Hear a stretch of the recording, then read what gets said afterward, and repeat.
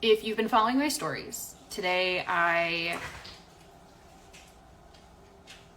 had a little debacle with someone over on Facebook. And I want to unpack it a little bit because it's not something I've actually talked publicly about very much. It's usually something that takes place in conversations with girlfriends. Anyways, it is a part of what I teach inside of SLEAZE, right? I ran SLEAZE last month. It was really beautiful. People got to experience approval for themselves and how they've used their energy and start to learn ways where they can hold that energy rather than off-gas it in what I call the SLEAZE.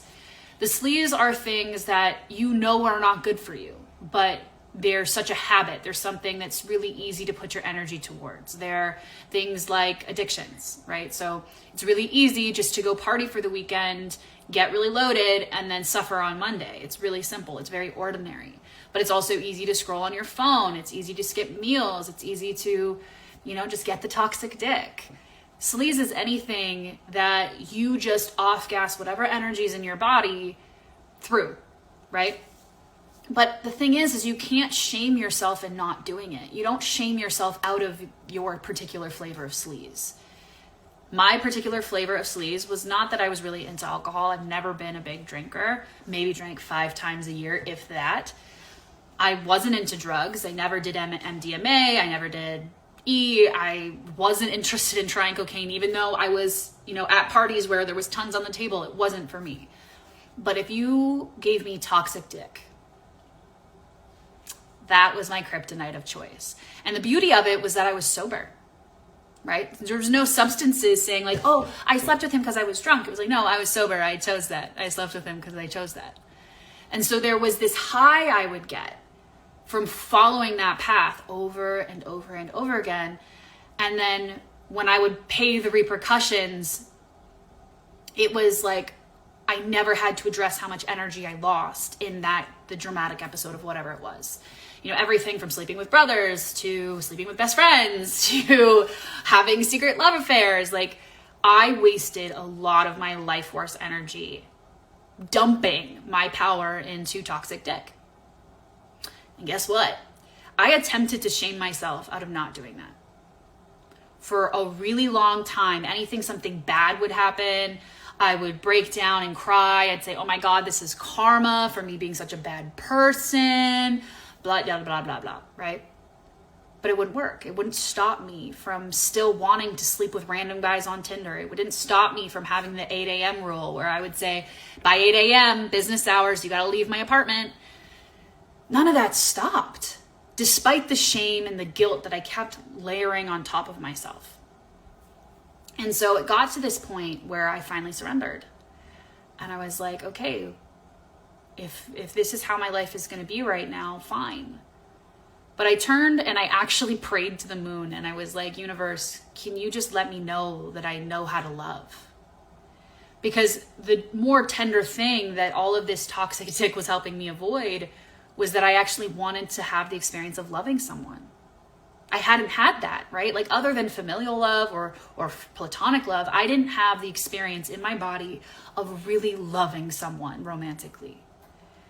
And so I was lying in my bed, I turned to the moon, I was like, I just want to know that I have the capacity to love someone. Now, what came into my life was who I call my universal man. Because he was the second last toxic dick for me. But I loved him. Oh, I love that man. I loved the most imperfect, unavailable, disconnected, addicted man. And I loved him fully. And it destroyed me. It took me to my very fucking bottom. I saw him for 7 months. And during that 7 months, I don't think we ever had a honeymoon phase. I don't know how I got to where I did with him. I don't know how it happened. And I'm sure if I sat down, I could find a billion places that I abandoned myself. But the truth is I still don't think I would have changed a thing. I still think I would have chosen him, and I would have chosen him again and again, just like I did for that 7 months, because he was the most important lesson for me. He was my toxic dick, but he was also my bottom. And, you know, we always talk to people about like they need to hit their bottom, right? And we usually refer to it with alcohol or drugs, but we very rarely refer to it with sex. And he was my bottom. Because I would go over and we would fight until 4 o'clock in the morning, and then we'd have sex and it would be fine. Until one morning, I was dead. Emotionally, physically, spiritually. I couldn't function. And I woke up and I remember staring at the ceiling and being so confused of why I kept doing this to myself. Why was I losing so much sleep, so much rest, so much inner peace and harmony for this particular man? Like, why was I doing that to myself? And we had just finished fighting for what felt like an eternity because he had 3 glasses of wine, which I knew always meant a battle. And we fought until 4 a.m. that day. And I had to be up at 6. And at this point in the relationship, we already had this weird pattern where he would pick me up. So I also relied on him to drive me home. And he dropped me off just a little bit after 5. I walked into the house and I was living in the garden shed at my grandparents' place. My mom was inside because she was my grandparents' caretaker. And I walked inside and my mom looked at me. And I wasn't home. Like, I looked dead in my eyes. There was nothing inside. And she said, "Are we going to keep doing this?" And I looked through her and I said, "I don't know." Because I was in the depth of my addiction. I was in the depth of what it is to be toxic. See, things are only toxic when you have them over and over and over again. It's only toxic if you're basking in the saturation of whatever's happening in life. He was a good man, but he was toxic because I kept going back and having the exact same experience with him every day. 4 nights out of 7, I was with him fighting until 4 o'clock in the morning. And at no point did either one of us being like, okay, we're done. Because as much as he was my toxic dick, I was his toxic pussy. Because it didn't matter how much we fought. It didn't matter how much we screamed at each other or got angry. 5 o'clock the next day, we would call one another and say, "What are you doing for dinner?" I think this is what's crazy, is that people who don't understand toxicity, don't understand that there's fractions, just moments of love and appreciation that feel worth it. That feels entirely worth it. And that's why the SLEAZE, whatever your SLEAZE is enticing. Because it has this grip on you that says, keep depositing your energy here. And when all you're experiencing is turmoil, that one moment of pleasure becomes worth it to you. This is what addictive cycles are. It's just like when you're drunk and you have a lot of fun and you're the center of the party. It doesn't matter that you're hungover the next day, because come Friday night, you're going to drink again, because the pleasure of being the center of attention is enough. It's enough for you to say, it's fine, I'll suffer. So today, when I got into it with someone on social media, what I saw was someone who does not have approval for that particular phase of the journey, because guess what? The bottom is a part of the spiritual path. My spiritual bottom was the moment I got everything I wanted, and what I wanted was terrifying. That the thing that I thought I wanted was actually going to be the thing that killed me. And I realized that I had to change. And the thing that was crazy about all of this is, in the midst of me being in this relationship with him, I was already in the personal growth space. I was already using the tools and the frames and the reference points, the ways of talking to myself. I was already doing all of it. And all of those tools were actually helping me remain in the toxicity. They weren't helping me see what was true for me and how I needed to take care of myself. It wasn't until I recognized that this man is my bottom that I was able to actually step away from it. And there was this moment, I was driving into the city And I felt this thud in my body. Like it actually felt like God came in and smacked me on the top of the head and was like, you're done. And I was like, oh, I'm actually done with this now. Like I'm good. And this was a whole month after my mom asked me if I was going to continue the cycle. And this was a whole 2 weeks after a girlfriend told me that she couldn't support me seeing him anymore. We go at our own pace. That means our sobriety is no different. Because he wasn't the last toxic dick of my life. He was the one that told me that things needed to stop, that things needed to change, that if I actually wanted to live my life and value myself, that I needed to look at things differently. And so when it finally ended, it was another 2 months later, he called me and he wanted me to pay for a parking ticket he got. And I was like, are you joking? And he's like, no, I'm serious. I was like, have a nice life. And I hung up. And it would be months later until I would even let myself look at a dating app again. It would be months after that until I would let myself go on a date again. It would be a whole year before I'd let myself have anything. And then it would be a year after that. 8 months after that. And then 8 months after that when I had my very last toxic dick. And again, it brought me to this bottom, but it wasn't a bottom of, oh my God, what it is that I'm doing. It was the bottom that said, what do I want? What do I want for my life? It has nothing to do with the guys or how toxic they are or their behavior. And it certainly has nothing to do with my self-value. It's about allowing myself to follow whatever direction I need to be following for my growth. My universal man was a lesson that I could ask the world for what I want and I will get it. He was also a lesson in how far I'm willing to go to have something and how abandoning I'm willing to be to keep it instead of just letting it go. The second guy, my last toxic dick, if you will, he was a lesson in expectation. He was a teaching that I can't expect men to be anyone other than who they are, and not all men are who I want them to be. So if I'm going to really love people where they are, I have to let them be who they are as they are, even if they never change. So this comment thread was on a post where I said, growth is when you know toxic dick is no longer worth it. Because at some point it is worth it, right? It is worth you, whatever your sleaze happens to be, to go do that thing over and over again, right? The distraction of scrolling on social media is worth it at some point. That's why you keep doing it. Whether it's the dopamine or the cortisol addiction you have, there is a payoff. Whether it's conscious or subconscious hardly matters here.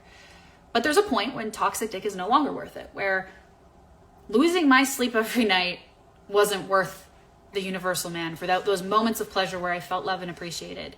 The cost of it weighed more. That's growth. But more so, it's not just that toxic dick is not worth it anymore. It's that you stop testing the universe just in case. That's why my universal man wasn't my last toxic dick. And there would be a couple more scenarios that were weird and off and all of these things. He was my bottom, but I was still hanging out in the sludge of life for a while. Growth is when you no longer test it. When you trust the thing inside of you that says, I'm actually no longer wanting this for myself, and you follow that all the way through. It took me a while. And so in response, I had a bunch of girlfriends who were laughing and they're like, oh my God, nailed. Because so many of us have gone through these cycles of toxic love, toxic sex, addiction, overall exploiting yourself for a momentary high. We've all done it. In fact, someone who hasn't done it isn't someone that I actually vibe with, because the amount of control you would have to have on your spirit to not experience the depth of being human. Being human is to be in the rocky bits of life, to make bad decisions, to know that yes, you are divine, but you're in a human body. You came to this world, as fucked up as it is, to not live perfectly, to live a mess and to clean it up. So a bunch of people resonated because they get it. At some point, toxic dick is no longer worth it, but even more so, at some point you realize, I don't need to test it out just in case. But then there was one person who felt like they didn't want to engage in the conversation I was holding. I was holding space for this conversation around toxic dick just being a part of the phase, right? You grow from it. And their reply was, my womb is too good for that clapping emoji. Oh, sorry, way too good for that clapping emoji. And when I first read it, I was like, this is gross. Because it's not the conversation I'm holding, right? I hold a space of like, your grody bits are fine. You're gonna be doing something until you stop doing it. And so I replied. My response, you can check my stories right now, but if you're watching this replay, my response was something to the effect of, don't get cocky, it's just a phase. And then their reply was stating facts, or simply facts or something. So at this point, they're doubling down. And now I'm annoyed. Because when I look at the context, when I step away from my post and I look at it objectively, I'm holding space for those of us who have addictions, who have sleazes, who have ways of off-gassing our energy and depositing into other places instead of holding it for ourselves, because maybe they don't know how to do that yet, because I certainly did not know how to do that 5 years ago. It's a process, it's a phase, it's a part of the journey of being human, of growth. That is spiritual adolescence, is to make all of those fucking mistakes, and then spiritual adulthood is to come in and learn from it. Then they replied, I'm just saying my truth. You're perceiving it as wrong or weird how you call it gross when I'm just saying my worth, blah, blah, blah, blah, blah. Here's the thing though. All wombs are valuable. And my womb was valuable even when it was saturated in toxicity. The idea that there's anything that I could do to taint the value of my womb is insane. The fact that you think I didn't value my womb when I was having toxic dick is a whole other game, because not only was I valuing something bigger than that, the only reason why toxic dick was a part of my world was because I literally asked the universe for the game of find me someone that I can love. And I loved him wholeheartedly. And it took me through the entire journey of hitting my bottom to say, okay, I'm done now. It had nothing to do with my womb, because frankly, the point of toxic dick is that he takes care of your womb. He doesn't take care of anything else. That's the issue of it. Your womb is love and life. Your vagine is like, oh my God, this is so good. It's worth it. Your pussy is sitting here telling your heart that it doesn't matter how much you've cried. It's telling your brain that it doesn't matter how much it hurts, that this sex is worth all of the pain. It was not about the value of my womb. If anything, it was thinking with my clit and not acknowledging the rest of me. The point of toxic dick is to take you to your bottom so you can acknowledge the entirety of the situation, so you can acknowledge the beauty of who you are and recognize that you could have those really deep, intimate, amazing sexual experiences without the toxicity. That you don't have to keep repeating painful things just to get that like one buzz. It's a spiritual journey. And what's crazy to me is that this person, you know, I kept going back and I just kept saying like, listen, my content is clearly not for you. You know damn well I'm holding a particular conversation. Why are you here, kind of thing, right? And then they're like, I don't engage with immaturity. And I love when people say that, because at the same time, it tells me that they have no grace for their own spiritual adolescence. It's still coming from this place of superiority. It's still coming from this arrogance. It's still coming from this, like, I'm holier than thou. And so I have decided to just call these people purists. Because while it might not be Christian indoctrination, it is some sort of weird self-love indoctrination that's not true. Because listen, I love me even when I fuck up. If your self-love doesn't allow your love to extend to spots in your life where you have made the objective wrong decision, is it love? Do you really love yourself if you have to get it right all the time? Because that doesn't sound like love to me, and it certainly doesn't feel like it. It feels circumstantial. It feels tight. It feels like you can't actually be the authentic nature of who you are, because if you even step off the path ever so slightly, you're fucked. And what was funny is in the midst of me posting this, because the reason why I posted it was I was having a sex bomb, and literally 5 minutes after the sex bomb, I just got this hit of like, oh, maybe I'm actually done with just sex, like with this addictive nature of sex, which is big for me. I'm still digesting it, right? Partly because there's been this deeper desire for a relationship that I just don't have a lot of rightness with yet. So letting go of the part of me that was like, no, we are fiending. We need the toxicity. We need to go get ourselves in risky situations so we could have the high of a really good sexcapade. Letting go of that version of me. Not dismissing, denying, compartmentalizing, but being like, I love you. And I don't think it's true anymore. It's a big thing for me. But of course, the universe works in funky ways, and the universe will test you. You don't have to test it. And then I matched with someone on Tinder, and I was like, shit. Well, Hinge. He's not on Tinder. And I was like, oh no. Like, there was all this whole nature where I was like, my body was a complete yes to this man. And I'm like, I don't know. Like, if he's toxic dick, I need to know what my boundaries are right now with it, right? And so I'm still in a place of like, I'm not all the way out of that phase yet. I'm not all the way out of not giving myself over to really good sex. It's slowly I am. I'm finding my spine. I'm finding my spot in life to hold myself even when I'm shaking. To stand erect even when I'm wobbly. I'm in that spot. I'm not all the way out of it yet. And so to have someone come into my space and be like, my womb is worth too much, I would never let toxicity near it. I'm like, cool, don't care. Because I'm here for the human experience. And truth be told, my entire sexual journey is what made me the teacher I am today. And when you look at me, you might find like, oh wow, like this woman, you know, she's got such a sweet looking face, but like I have an entire devious femme fatale side that if I don't have any approval for, will always be my sleaze. Because that's the only way you can alchemize it. The only way you can alchemize something that was previously holding shame or previously holding a lot of guilt is to have approval for the version of you that made those choices. I love the version of me that chose toxic dick over and over again because she was fucking wild and messy and silly and loud and insane in every possible way.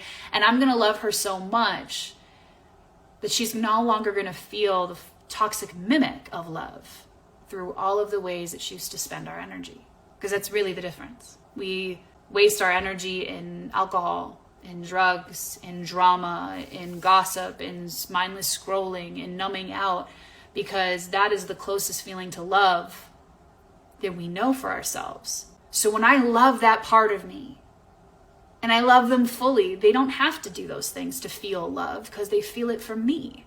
That's what approval is. To say, hey, you are a fucking mess, and I love you regardless. Because I'll tell you, when people have loved me in my darkest spots, and they're like, you're fucking crazy, and I love you anyways, figure your shit out. That's what allowed me to move out of my bottom. When a girlfriend of mine told me that she couldn't support me dating this guy anymore, but she loved me, and she wanted the best for me, it was 2 weeks after that I was able to move myself out of it. She didn't need to force me or give me an ultimatum. It was just, I can't support you here. I love you, but I can't enable you here, so I'm going to withdraw. She withdrawed her presence, not her love, so I could love myself enough to say I'm done. And so, you know, I posted the screenshots on my stories, and I asked people, like, what do you see? And everyone's saying the same thing. They're saying someone who doesn't have approval for the parts of individuals who are going to make sleazy choices. Listen, I'm a big sleaze, but the difference between something being sleazy and sensational is just your frame of reference. It's sensational to go have risky sex because it makes you feel alive. That's why people do it. They're looking for something to enliven them. So when I love myself, I don't need something outside of me to feel alive. I feel alive within me. That's all I need. It's all I require. And so I gotta be really honest. Sexuality coaches, spirituality coaches who come from any lens of purity, for me, I'm a hard no to it. Now, that doesn't mean that I don't have my own kind of purist or evangelical principles, right? Like I do for myself. But when I'm interacting with you, I'm also very clear. What I'm doing now, I wasn't able to do a year ago, 2 years ago, 5 years ago. Because where I am now is where I am on the map, not where you are on the map. Where you are on the map might be that you are full blown still in your toxicity. It might be that you are still having all the risky sex and being really secretive and hiding your essence and being devious. You might be in that phase, and I'm going to love you there. And then you're going to find all the places that you don't love you there. And that is the reason why you keep doing the sleazy shit you do. Because the moment you love yourself in all spots, the sleazy shit no longer feels worth it. Now here comes the second issue. When you no longer have a place to off-gas your energy, what do you do with it? You create with it, you grow with it, you share with it, you do something with it. You're no longer available for shoving your energy into men, into alcohol, into drugs, into gossip, into drama, into numbing out, into whatever. That energy is no longer available for those things because it doesn't actually feel good to put your energy into those things. So now it's like, well, what do I want to put my energy into? Well, now it actually feels good to put my energy into a live stream, which I don't know if you guys have realized, I don't often teach on Instagram. It's not a thing I do often. But that actually feels way better than to spin out in my mind. This actually feels of service, and that feels like a reverent use of my energy. This is why the second path to working with me is called the path of reverent nature, because my nature, I am who I am, and I make the mistakes that I make, and then I learn from them. So if I'm going to have a deep embodied sense of respect for me and everything that I've gone through, I can't hold on or harbor guilt or shame about who I've been. We are all willing to do gross, devious things in different parts of our life. And if you've never had to, congratulations. But don't think you're not capable of it. We as humans are capable of some of the darkest things possible. The difference is that those of us who can love those who are capable of doing dark things, we know that they may not need to. But the truth is it's much stronger when it comes from ourselves. I don't have to do devious, dark, wrong things when I love myself enough to know that I can hold the energy inside my body instead of off-gassing it, instead of putting it into all of those things. And so that's what SLEAZE Motel was all about. It was about acknowledging that like you do these shitty fucking things and they're fine. You're going to do them until you stop doing them. But when you stop doing it, you're going to have so much energy stuck in your body that you need to do something with it. So you need to ground it. You need to ground it through your body, recognize what energy is you and let go of what energy is not, and actually create with it. That's what SLEAZE Motel was. And SUPPLE is about softening with the energy that's inside of you already, because once you're clear on what energy is you and what energy isn't you, and you've got it grounded, then you're going to be like, holy fuck, no thank you, I don't want this. And then you're going to want to do the sleazy things again, but now it's going to require all of this pressure and all of this force to do it. For me to go have risky sex now takes so much energy because it's grounded. So it actually requires more energy to move it outside of me. So then the only option I have is to surrender to the energy I have, to surrender to my own frequency, to soften with it, to not try to control it, not try to contort it, but to be the container of which that energy rolls through. Your life force has its own path, and much of the experiences you are going to experience in your lifetime are to serve that path. You think that my risky sex and my sexcapade stories and all the fucked up shit I did in my teens doesn't serve the medicine I deliver to my clients? It 100% does. Spiritual adolescence is most of my fucking life. It's making all of the wrong choices and then seeing, fuck, okay, that didn't work out. That's not the thing that I want to do. and then discovering how to actually step into this mature adult woman who owns who she is. Now, what's so funny is at the very end of this conversation that happened on Facebook, her comment was, I don't engage with immaturity. Well, that also tells me you don't have any approval for literally anything, because it's not about immaturity. It's you are commenting on someone else's post and they are telling you that your comments are not resonant with the content. They're telling you can't go to an AA meeting where people are discovering their addictions to alcohol and turn around, I would never put alcohol in my body. And then be surprised that people are going to turn around and be like, why the fuck are you here? It's not immature to call you out. It's immature to think that you are free from repercussions. Maturity is not that you hold yourself and like everything is rigid and tight and like you just have all of these things for everybody. Maturity is recognizing that every decision, every choice has a consequence. Good, bad, ugly, sad, it doesn't matter. There are choices I've made in my life where I've had to own and accept the consequences. When you fight against the consequences, that's immaturity. It's this belief that you should be above or separate from whatever the consequences are. And I like using the word consequences because it actually is neutral. The consequence of being a bad bitch is that you're going to get a lot of attention. The consequence of being a dick is that you might get some like problems in life, right? Doesn't mean you shouldn't make those choices. I am not free from consequences, but maturity is knowing I'm willing to accept them. So during your spiritual adolescence, you were going to make shitty choices. You were going to go for the toxic dick. You were going to scroll aimlessly on social media. You're going to get into drama. You're going to get into gossip. You're going to do drugs. You're going to do alcohol. You're going to do whatever. And you're going to do all of those things until you're like, whoa, I'm done. I'm ready to face the consequences of those things. I'm ready to face the reality of those choices. And that is when you get to grow. That is where the spiritual arc actually happens. It's at that very bottom when you become so disillusioned that you start to respond to reality. When you are not responding to reality, you're in a fantasy. If you're in a fantasy, it's a good luck that it's good chance and very likely that you are still in your spiritual adolescence. This is why in bank, I have so much grace for the entitlement patterns, the brattiness, for like the temper tantrums. I have a lot of space for that. I let people spin out and they're crazy all day long. And I'll just let them do it. Because frankly, that's what I needed. I needed to spin out. I needed to go all the way to the bottom of my barrel before I'll come out. And there's been times where people have tried to pull me out, right?